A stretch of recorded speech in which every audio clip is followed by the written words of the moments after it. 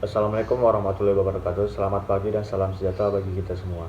Perkenalkan, kami dari kelompok 5 yang beranggota 3 orang dan bernama Arya Ginting, Cynthia Fani Maibang, dan saya sendiri sebagai moderator yang bernama Wildan Firdaus akan memaparkan tugas kami yang bertema mini riset etnografi virtual. Langsung saja. Pada presentasi pada hari ini kami akan menjelaskan 4 part dalam etnografi virtual. Yang pertama itu etnografi virtual, yang kedua metodologi penelitian etnografi virtual, yang ketiga isu etika penelitian, yang keempat prosedur melakukan etnografi virtual. Yang pertama itu adalah etnografi virtual. Etnografi virtual merupakan penelitian etnografi yang melalui media internet. Etnografi virtual dapat digunakan dalam penelitian dengan pendekatan kualitatif untuk mengidentifikasikan pola-pola perilaku, pola kehidupan dan relasi sosial dalam kehidupan virtual di dunia maya atau di media sosial. Kehidupan sosial berkembang dengan hadirnya teknologi informasi dan komunikasi dan terjadinya perubahan budaya.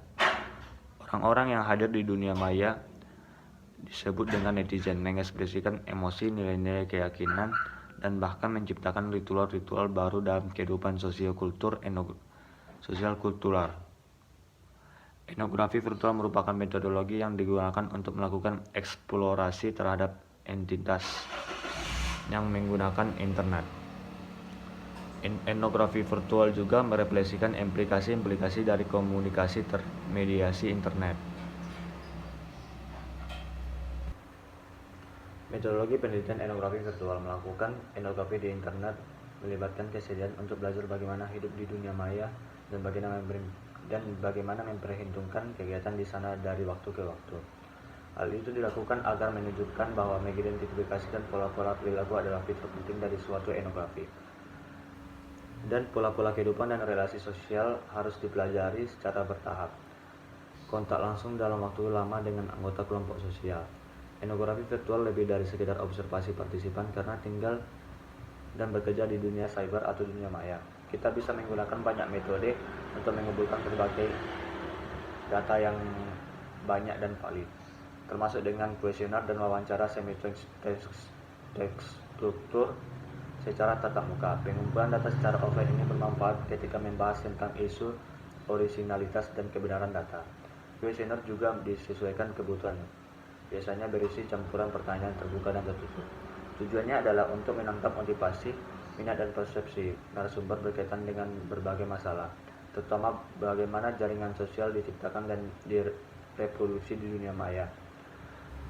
Itu akan memberikan wawasan ke dalam pembuatan, negosiasi dan reproduksi dari sosialitas pengalaman online mereka. Karena mereka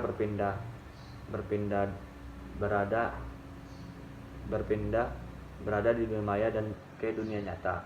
Kuesioner dapat diatur dalam beberapa bagian. Bagian pertama untuk menggali informasi latar belakang umum. Bagian kedua berisikan pertanyaan seputar komunikasi, bahasa, dan teknologi. Bagian ketiga menggali informasi tentang masyarakat dan opini. Bagian keempat berisikan info sifat realitas kehidupan nyata, dan bagian kelima relasi sosial mereka di dunia virtual. Selanjutnya akan dilanjutkan oleh saudari Cynthia Fani Maibang. Selanjutnya saya akan menjelaskan mengenai isu etika penelitian etnografi virtual. Etnografi virtual ini mirip dengan etnografi konvensional karena melibatkan 4 kewajiban moral utama. Yang pertama itu melibatkan subjek manusia, yaitu prinsip non-malevolence atau tidak bertujuan melakukan tindakan kejahatan. Yang kedua itu perlindungan anonimitas atau nama narasumber itu dilindungi. Yang ketiga itu kerahasiaan data. Dan yang keempat itu memperoleh informed consent. Karena berada di dunia maya, maka etnografi virtual itu juga harus mematuhi berbagai hukum internasional mengenai privasi internet, terutama dalam kaitannya dengan orang-orang di bawah umur 13 tahun yang tidak memberikan informed consent. Pada masalah ini terkait erat dengan kurangnya petunjuk visual tentang usia yang biasanya akan menginformasikan penelitian etnografi. Untuk mengatasi masalah ini, kita wajib secara aktif meminta orang-orang di bawah umur 13 tahun tidak menanggapi dan termasuk selanjutnya mengenai prosedur melakukan etnografi virtual yang terbagi menjadi 4. Yang pertama itu identifikasi masyarakat secara proaktif. Yang kedua melakukan negosiasi akses. Yang ketiga melakukan kontak. Yang keempat wawancara mendalam atau elektronik. Selanjutnya akan dijelaskan oleh teman saya Arya. Saya kembalikan kepada moderator. Baiklah, selanjutnya saya akan menjelaskan mengenai prosedur melakukan etnografi virtual yang dimana terbagi menjadi 4. Yang pertama, identifikasi masyarakat secara proaktif. Yang kedua, melakukan negosiasi akses. Yang ketiga, melakukan kontak. Yang keempat, wawancara mendalam atau elektronik. Selanjutnya, langkah pertama itu yang dimana identifikasi masyarakat secara proaktif. Dalam berbagai literatur, masalah umumnya adalah kesulitan memasuki masyarakat yang sudah mapan atau komunitas virtual yang sudah tertata baik. Menurut Foster tahun 1994 menyampaikan adanya peran gatekeeper sebagai penghadang seperti pemilik situs, moderator grup, atau penegak aturan di komunitas. Mereka secara aktif akan sangat mencermati perihal privasi. Contoh studi etnografi virtual terhadap komunitas e-commerce. Ketika etnografer masuk dan komunitas memutuskan terlibat dalam studi, karena mereka berusaha mencari komunitas yang lebih baik, lebih partisipasi, dan pendukung secara sosial. Setelah mendapatkan isi dari pemilik infrastruktur elektronik dan pemilik situs, berdasarkan argumen ini, komunitas pedagang e-commerce berusaha meningkatkan komitmen dan kepercayaan masyarakat, sehingga etnografer itu dapat melakukan kontak dan mendapatkan dukungan dari informan atau narasumber. Baik, di sini saya akan melanjutkan materinya. Dan yang kedua adalah melakukan negosiasi akses. Artinya, setelah melakukan observasi non-partisipatif dalam pemilihan komunitas yang cocok, penelitian dapat memasuki komunikasi yang mendapatkan izin dari anggota komunitas tersebut. Nah, di sini artinya mencari izin dulu terhadap beberapa komunitas yang ada sehingga virtual tertentu untuk belajar budaya dapat berjalan dengan baik. Artinya mereka gagal untuk menegakkan prinsip-prinsip dasar yang penelitian yang terbuka dan jujur. Nah, penelitian harus melakukan tahapan untuk menjelaskan riset mereka. Peran peneliti dan yang diteliti adalah menawarkan manfaat penelitian bagi mereka yang diteliti. Misalnya dengan menunjukkan manfaat bagi komunitas di mana ada keuntungan keanggotaan hal dalam wawasan. Dan yang ketiga adalah melakukan kontak.